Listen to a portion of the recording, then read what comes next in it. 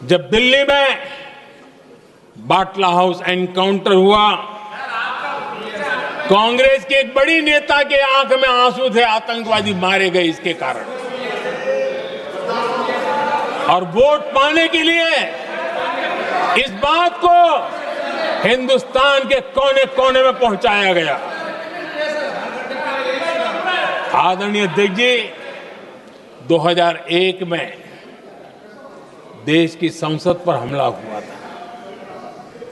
तब कांग्रेस के एक बड़े नेता ने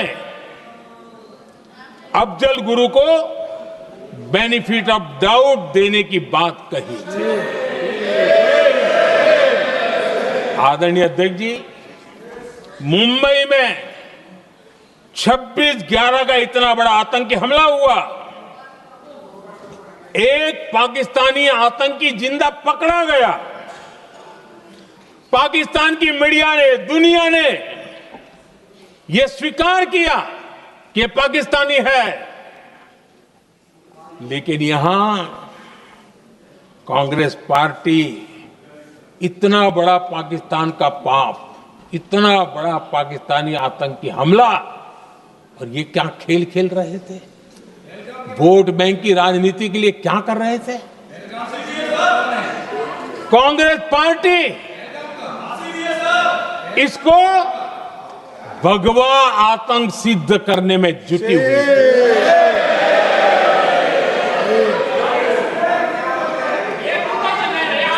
कांग्रेस दुनिया को हिंदू आतंकवाद की छड़ी बेचने में लगी हुई थी।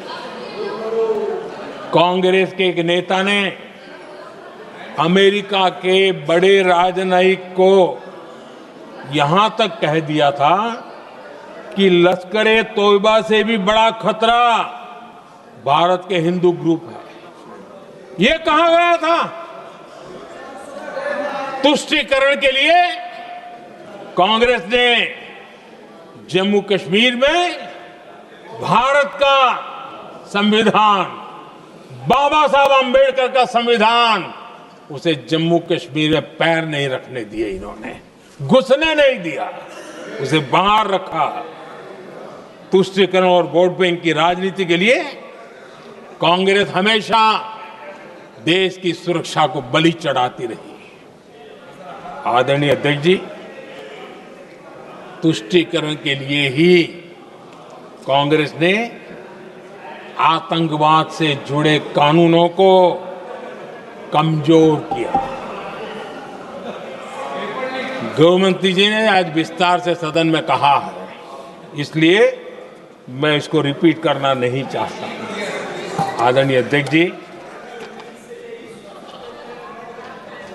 मैंने इस सत्र की शुरुआत में आग्रह किया था, मैंने कहा था कि दल हित में हमारे मत मिले न मिले, दल हित में हमारे मत मिले न मिले, देश हित में हमारे मन जरूर मिलने चाहिए। पहलगाम की विभीषिका ने हमें गहरे घाव दिए हैं, उसने देश को झकझोर दिया है। इसके जवाब में हमने ऑपरेशन सिंदूर किया, तो सेनाओं के पराक्रम ने, हमारे आत्मनिर्भर अभियान ने देश में एक सिंदूर स्पिरिट पैदा किया है।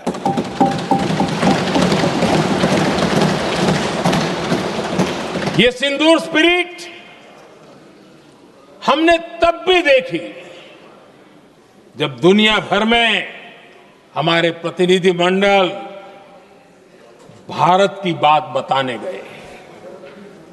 मैं उन सभी साथियों को बहुत बहुत बधाई देता हूं। आपने बहुत ही प्रभावी ढंग से भारत की बात डंके की चोट पर दुनिया के सामने रखी। लेकिन मुझे दुख इस बात का है, हैरानी भी है जो खुद को कांग्रेस के बड़े नेता समझते हैं, उनके पेट में दर्द हो रहा है कि भारत का पक्ष दुनिया के सामने क्यों रखा गया। शायद कुछ नेताओं को सदन में बोलने पर भी पाबंदी लगा दी गई। आदरणीय अध्यक्ष जी, इस मानसिकता से बाहर निकलने की जरूरत है।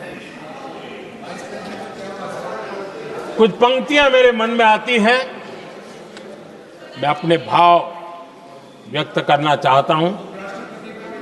आदरणीय अध्यक्ष जी, करो चर्चा और इतनी करो, करो चर्चा और इतनी करो कि दुश्मन दहशत से दहल उठे। दुश्मन दहशत से दहल उठे।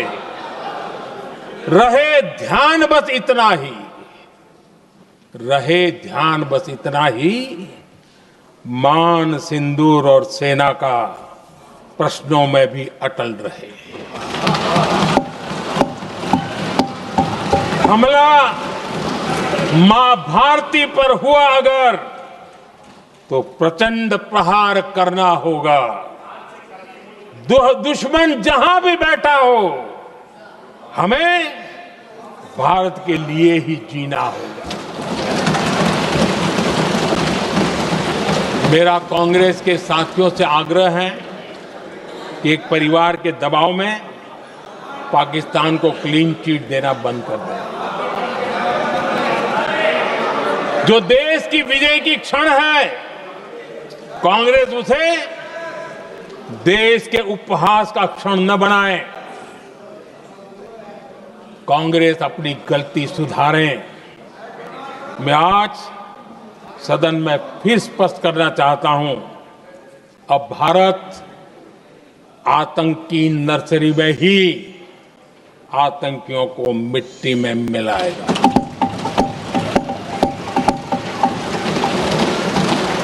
हम पाकिस्तान को भारत के भविष्य खेलने नहीं देंगे और इसलिए ऑपरेशन सिंदूर खत्म नहीं हुआ है, ऑपरेशन सिंदूर जारी है। और ये पाकिस्तान के लिए भी नोटिस है। वो जब तक भारत के खिलाफ आतंक का रास्ता रोकेगा नहीं, तब तक भारत एक्शन लेता रहेगा। भारत का भविष्य सुरक्षित और समृद्ध होगा, यही हमारा संकल्प है। इसी भाव के साथ मैं फिर से सभी सदस्यों को सार्थक चर्चा के लिए धन्यवाद देता हूं। और आदरणीय अध्यक्ष जी, मैंने भारत का पक्ष रखा है, भारत के लोगों की भावनाओं को व्यक्त किया है। मैं सदन का फिर से आभार व्यक्त करता हूं। बहुत बहुत धन्यवाद।